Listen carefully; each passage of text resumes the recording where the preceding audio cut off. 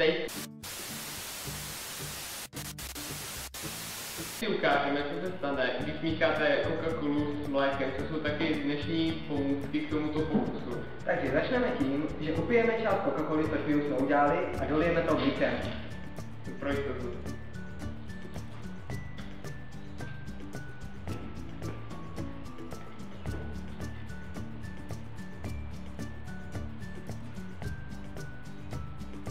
Budeme smutno Coca-Colu.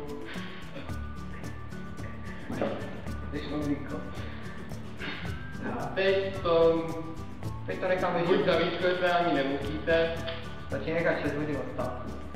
ale v našem případě to budeme nechávat odstát tak týden. Po týdnu vznikla sraženina reakcí kyseliny fosforečné z koly a proteinu z mlíka.